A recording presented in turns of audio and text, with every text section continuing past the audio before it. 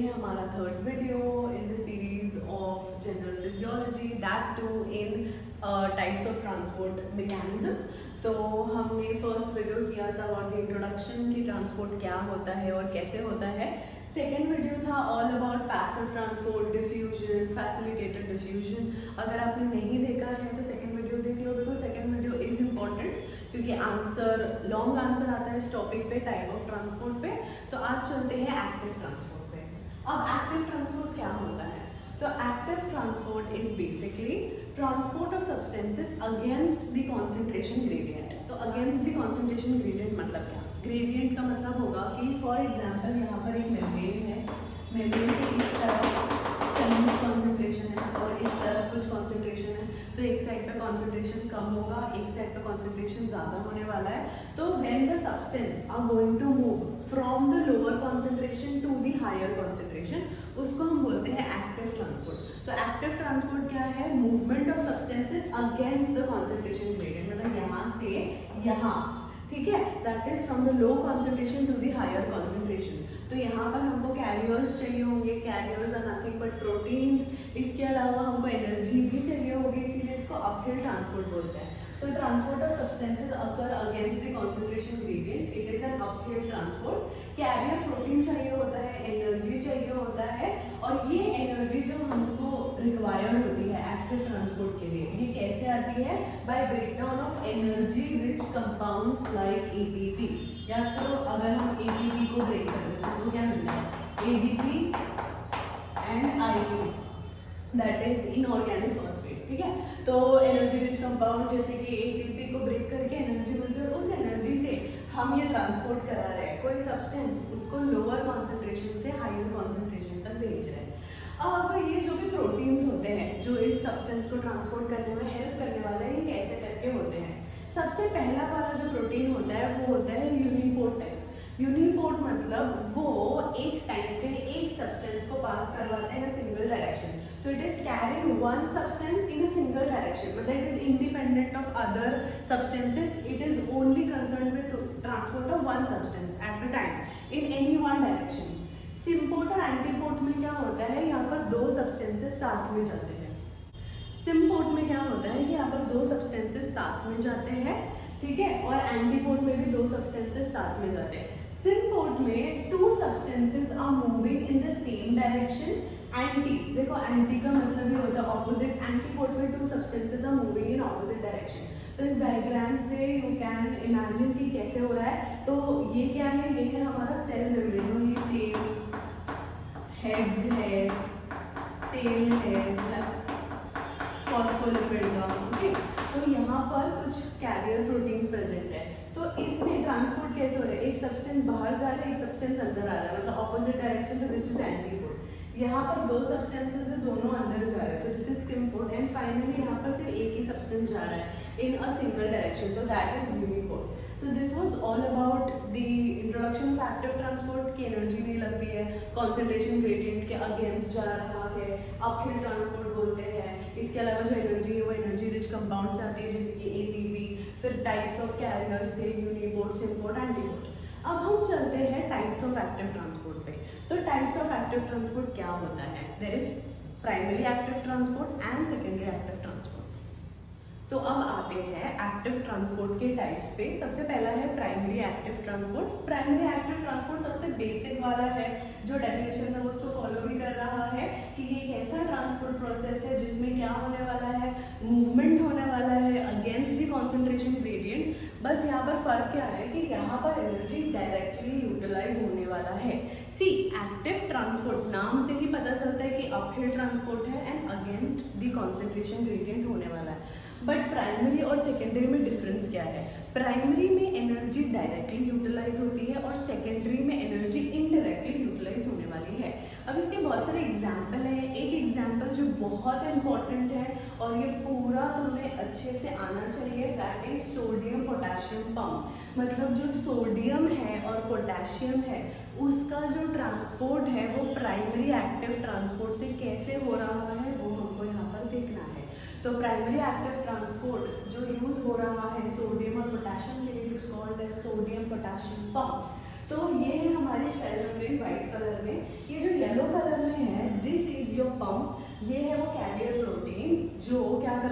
Active transport. तो यहाँ रखो यहाँ पर सोडियम पोटेशियम, मतलब मूवमेंट कौन से दो आयन का होने वाला है, सोडियम का पोटेशियम का। अब एरोस देखो, एक अंदर जा रहा है और एक बाहर आ रहा है।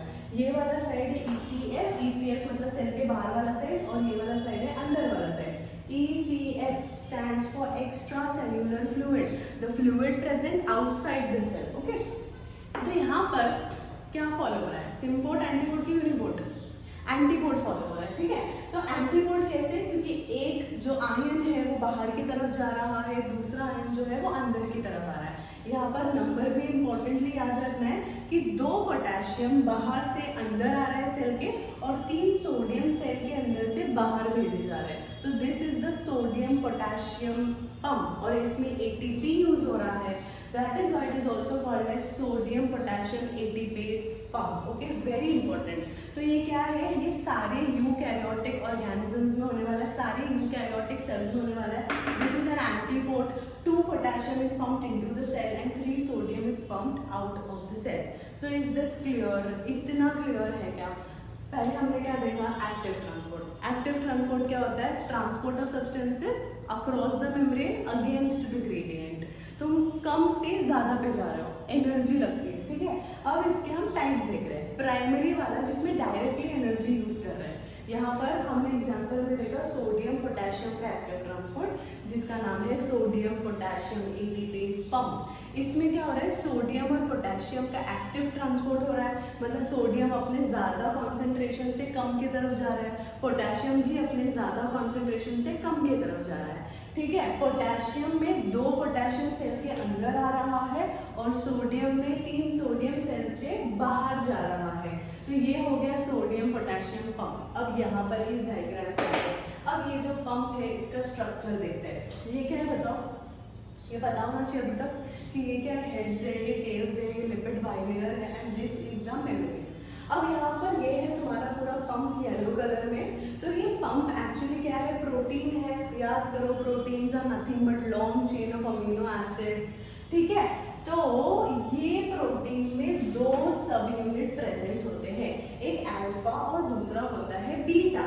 दोनों सब यूनिट एक दूसरे से अलग है, तो इसीलिए हम बोलते हैं कि sodium potassium ATPase is a heterodimeric protein. See, everything lies in its name. यहाँ पर है हेट्रो, हेट्रो मतलब अलग, डाइमर, डाइमेरिक, तो डाइमर मतलब 2। तो यहाँ पर 2 प्रोटीन, 2 पेप्टाइड्स बोल सकते हो, 2 सब यूनिट से बना हुआ है, दोनों एक दूसरे से अलग है। अब अल्फा सब यूनिट बीटा, बीटा के फंक्शंस अननोन है, हमको अल्फा देखना है, क्योंकि जो अल्फा है इसी से ये पूरा सिस्टम होने वाला है। तो अल्फा जो सब यूनिट है ये बड़ा है, देखो साइड में भी दिख रहा है कि अल्फा बड़ा है, और इसी पे क्या होता है, कैटालिटिक साइट प्रेजेंट होता है। तो अल्फा में ये बाहर ECF मतलब ये सेल का बाहर है, और इधर क्या है, ये सेल का अंदर तरफ है। तो अगर ये मेम्ब्रेन है, ऊपर वाला पार्ट क्या है, सेल के बाहर की तरफ, और नीचे वाला पार्ट क्या है, अंदर की तरफ। अब यहाँ पर अच्छे से देखो कि बाहर की तरफ लिखा हुआ है 2 पोटेशियम बाइंडिंग साइट, मतलब बाहर 2 पोटेशियम आएंगे, यहाँ पर आके अटैच, बाइंडिंग मतलब अटैच, यहाँ पर अटैच हो जाएंगे, फिर अंदर आ जाएंगे। यहाँ पर दिया है 3 सोडियम बाइंडिंग साइट, 3 सोडियम यहाँ पर बाइंड करेंगे और सेल से बाहर चले जाएंगे। तो पहले तो तुमको यही मेंशन करना है कितनी सब यूनिट होते हैं, क्या होता है। फिर on the outer side of the cell जो प्रोटीन है, it has 2 potassium binding site, on the inner side क्या क्या है, 3 सोडियम तो है, इसके अलावा ATPase है।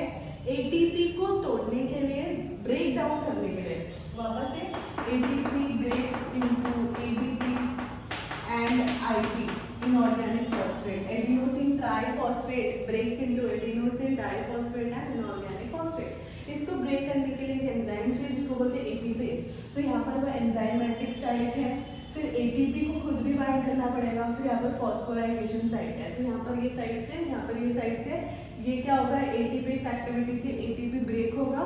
जैसे ही ATP ब्रेक होगा, एनर्जी रिलीज होगी। जो एनर्जी रिलीज होती है वो एनर्जी को यूज करके 3 सोडियम यहाँ से बाहर चले जाएंगे और 2 सोडियम यहाँ से अंदर आ जाएंगे।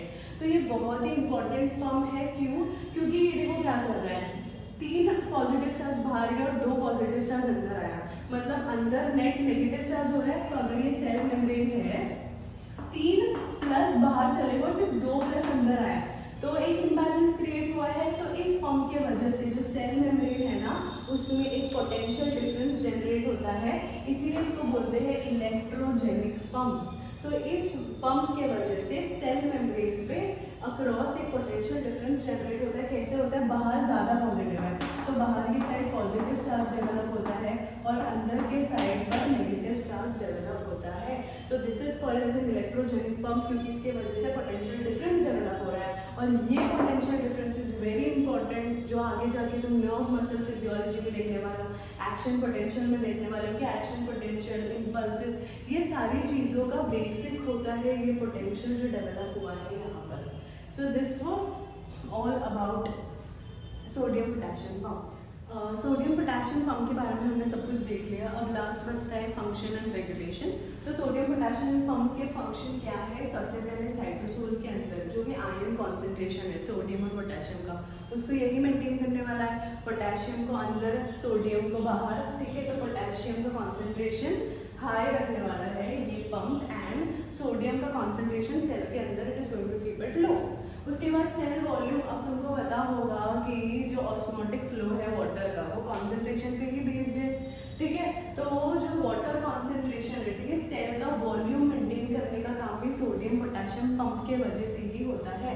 Bye maintaining the ion concentration on both the side, sodium potassium pump will regulate the water movement across the cell, ठीक है। तो जब भी ऑस्मोसिस होता है, याद करो ऑस्मोसिस के लिए भी कॉन्सेंट्रेशन ग्रेडियंट चाहिए। एक साइड पे सल्यूट ज़्यादा चाहिए, एक साइड पे सल्यूट कम चाहिए। तो ऑस्मोसिस कहाँ से कहाँ होने वाला है? ज़्यादा सल्यूट से कम सल्यूट की तरफ होने वाला है कि कम सल्यूट से ज़्यादा की तरफ मूवमेंट होने वाला है? सोचो। तो इसका आंसर ये है कि ऑस्मोसिस कहाँ से कहाँ होने वाला है? जिस सोल्यूशन में सल्यूट कम था वहाँ से सॉल्वेंट मूव करेगा टू दैट सोल्यूशन जहाँ पर सल्यूट ज़्यादा था, ठीक है। अगर तुमको ये नहीं आता है तो सेकेंड वीडियो तुम देख सकते हो सीरीज का, उसमें मैंने बताया है ऑस्मोसिस के बारे में, ठीक है। सो ये हो गया सेल वॉल्यूम के बारे में। तो अगर सोडियम पोटेशियम पंप सही से काम नहीं कर रहा है तो cell can swell up and then it could also rupture. And then protein synthesis, तो प्रोटीन सिंथेसिस के लिए सेल के अंदर पोटेशियम का कॉन्सेंट्रेशन शुड बी हाई। तो sodium potassium pump is the one which is responsible for keeping the potassium concentration high. So this high concentration of potassium inside the cell is required for protein synthesis. So this is another function of this pump. Now coming to resting membrane potential. Now see, resting membrane potential is again a complete topic. तो जो resting membrane potential होता है वो हमने देखा था कि membrane होता है, मेम्ब्रेन के आउटर साइड पे पॉजिटिव चार्ज है, अंदर साइड पे नेगेटिव चार्ज है। तो मेम्ब्रेन के अक्रॉस एक पोटेंशियल डिफरेंस होता है। तो रेस्ट पर जो पोटेंशियल डिफरेंस होता है it is called as resting membrane potential. तो इस पोटेंशियल को मेंटेन करने का काम कौन करता है? Sodium potassium pump. Last function is mediating the action of hormone. बहुत सारे हार्मोन्स हैं जो अपना एक्शन मीडिएट करते हैं थ्रू सोडियम पोटेशियम पंप। अब रेगुलेशन में यही देखना है कि कुछ ऐसे सब्सटेंसेस है, कुछ ऐसे फैक्टर्स हैं जो इस पंप की एक्टिविटी को इंक्रीज करने वाले हैं। On the other hand there are certain factors which are going to decrease the activity of this pump. So the factors which are increasing, it could be any hormone, it could be a chemical, it could be a drug. तो example क्या होगा? Thyroxine, the hormone released from the thyroid gland, insulin which is released from the pancreas, and then there is aldosterone, ठीक है, which is a mineralocorticoid released by the suprarenal glands, ठीक है। तो ये सारे substances हैं जो सोडियम पोटेशियम पंप की एक्टिविटी को इंक्रीज करने वाला है। Next, coming to the substances which are going to decrease, or to the factors which are going to decrease the activity. So there is dopamine, there is digitalis. Digitalis is a drug, and DNP, that is dinitrophenol. So these are the substances which are going to decrease the activity of the sodium potassium pump. Now there are two other conditions also in which you observe decrease activity of the sodium potassium pump. It is hypoxia and hypothermia. Okay, so hypoxia and hypothermia also inhibits the sodium potassium pump. ये क्या होगा ये सब आगे जाके तुम पढ़ लोगे चैप्टर्स में, ठीक है। So this was all about primary active transport and sodium potassium pump. There are more ways of sodium. There are more ways of primary active transport. Okay. तो हम एक्टिव ट्रांसपोर्ट देख रहे थे, सोडियम पोटेशियम पंप पूरा हो गया। इसके अलावा और एग्जांपल्स हो सकता है एक्टिव ट्रांसपोर्ट का, जैसे कि calcium ATPs, proton pump, hydrogen potassium pump. Okay, अब जाते हैं सेकेंडरी एक्टिव ट्रांसपोर्ट पे। तो सेकेंडरी एक्टिव ट्रांसपोर्ट क्या है? देखो, एक्टिव ट्रांसपोर्ट में प्राइमरी वाला क्या था कि एक सेल था, इसमें से डायरेक्टली कोई एक substance against the concentration gradient move की एनर्जी स्पेंड हुआ। फॉर एग्जाम्पल, सोडियम सेल के अंदर से बाहर गया। अब सेल के अंदर सोडियम ज़्यादा था और बाहर सोडियम कम था, फिर भी सोडियम अंदर से बाहर गया, तो मूवमेंट हुआ अगेंस्ट द कॉन्सेंट्रेशन ग्रेडियंट। क्यों हुआ? एनर्जी एक्सपेंडिचर की वजह से। अब सेकेंडरी एक्टिव ट्रांसपोर्ट में क्या होता है? It is the movement of to substances in either direction. ठीक है, तो दो सब्सटेंसेस या तो सिम्पोर्ट या तो एंटीपोर्ट शो करेंगे। जो भी प्रोटीन है वो दो सब्सटेंसेस को मूव करेगा, या तो सिम्पोर्ट होगा, एंटीपोर्ट होगा। सिम्पोर्ट मतलब सेम डायरेक्शन, एंटीपोर्ट मतलब ऑपोजिट डायरेक्शन। तो मोस्टली वो जो सब्सटेंस होता है जिसके साथ चीजें ट्रांसपोर्ट की जा रही है वो होता है सोडियम। तो transport of substances with sodium by the means of a common carrier protein. तो कॉमन होता है प्रोटीन, एक ही प्रोटीन है जो दो अलग अलग सब्सटेंसेस को लेके जाएगा। मोस्टली सोडियम के साथ होने वाला है ये स्टोरी। उसके बाद क्या हो रहा है कि ये जो ट्रांसपोर्ट है ये क्यों हो रहा है? तो बेसिकली यहाँ पर क्या हो रहा है? Transport of substance occur due to a gradient which is set up by another transport and expenditure of energy. तो आई नो कॉम्प्लिकेटेड लग रहा है, तो यहाँ पर समझते हैं। हमारे किडनीज के अंदर जो नेफ्रॉन प्रेजेंट होता है उसमें होता है बोमैन्स कैप्सूल, पीसीटी, डीसीटी। तो अभी हमने पीसीटी का सेल लिया है, याद है ऐसा कुछ हम करते थे? बोमैन्स कैप्सूल, फिर PCT, loop of Henry, DCT, collecting duct. तो हमने पीसीटी लिया है। तो पीसीटी का जो सेल होता है, ठीक है, पीसीटी के सेल के दो साइड्स होंगे या सरफेस होगा। एक सरफेस जो ल्यूमेन को फेस कर रहा होगा और एक जो इंट्रासेल्युलर फ्लूइड की तरफ है। तो जो ल्यूमेन होता है इसमें अब सोडियम प्रेजेंट है, ग्लूकोज प्रेजेंट है, ठीक है, बहुत सारी चीजें प्रेजेंट है। तो अभी हम देख रहे हैं सेकेंडरी एक्टिव ट्रांसपोर्ट कैसे होगा। तो ये वाला जो मेम्ब्रेन है which is towards the lumen, उसको बोलते हैं अपाइकल मेम्ब्रेन। तो पीसीटी का जो सेल होता है उसका सेल का वो सरफेस जो ल्यूमेन को फेस करता है that is called as apical surface. तो वहां पर प्रेजेंट होता है SGLT। इसका फुल फॉर्म होता है सोडियम ग्लूकोज को ट्रांसपोर्टर। मतलब ये जो कैरियर है वो सोडियम के साथ ग्लूकोज को ट्रांसपोर्ट कराएगा। तो ये करता क्या है? ये सोडियम को और ग्लूकोज को साथ में सेल के अंदर भेजता है। सोडियम को और ग्लूकोज को साथ में अंदर भेजता है। बट ये इसीलिए पॉसिबल हुआ क्योंकि sodium is going to move from its higher concentration to its lower concentration. मतलब ह्यूमन में सोडियम का कॉन्सेंट्रेशन ज्यादा था और सेल के अंदर सोडियम का कॉन्सेंट्रेशन कम था। ह्यूमन के अंदर सोडियम का कॉन्सेंट्रेशन ज्यादा था और सेल के अंदर सोडियम का कॉन्सेंट्रेशन कम था। तो sodium will move from its higher concentration to its lower concentration and when the sodium is moving it is also bringing glucose together. Okay, but यहाँ पर ये लो कॉन्सेंट्रेशन क्यों हुआ? तो यहाँ पर तो ये एक्टिव ट्रांसपोर्ट लग नहीं रहा है, पैसिव लग रहा होगा बिकॉज मूवमेंट तो अलोंग द कॉन्सेंट्रेशन ग्रेडियंट हुआ है। तो यहाँ पर क्या होता है कि ये जो मेम्ब्रेन है ना, ये वाला जो मेम्ब्रेन जो ब्लड के तरफ है या तो इंटरसेल्युलर स्पेस के तरफ होता है, वहां पर प्रेजेंट होता है वही तुम्हारा सोडियम पोटेशियम पंप। तो सोडियम पोटेशियम पंप करता क्या है? 3 सोडियम को बाहर भेज रहा है, 2 पोटेशियम को अंदर भेज रहा है, ठीक है, 2 पोटेशियम को अंदर भेज रहा है। तो सोडियम पोटेशियम पंप क्या कर रहा है? एनर्जी यूज कर रहा है, एटीपी को ब्रेक कर रहा है और 3 सोडियम को पंप आउट कर रहा है एंड 2 पोटेशियम को पंप इन कर रहा है। इसकी वजह से सेल के अंदर सोडियम का कॉन्सेंट्रेशन लो हो रहा है और इसी की वजह से ये ग्रेडियंट बन रहा है। तो ये होता है सेकेंडरी एक्टिव ट्रांसपोर्ट। तो यहाँ पर एनर्जी डायरेक्टली यूज नहीं की जा रही है ट्रांसपोर्ट के लिए, क्योंकि ट्रांसपोर्ट क्या करना था? सोडियम और ग्लूकोज। तो डायरेक्टली एनर्जी का यूज नहीं हो रहा है, इनडायरेक्टली हो रहा है। तो substance is moving from its higher concentration to its lower concentration, मतलब along the concentration gradient. But this gradient was set due to another transport and by expenditure of energy. So ये होता है secondary active transport. इसके और examples आने वाले हैं जो आप रीनल वाले यूनिट में पढ़ोगे। पीसीटी में और एग्जाम्पल्स हैं, ठीक है। इसके अलावा बस इतना ही था सेकेंडरी एक्टिव ट्रांसपोर्ट में। So this completes with the whole active transport topic. I hope you understood. Please do not forget to read your textbook. Textbook is very important. You have to read textbook.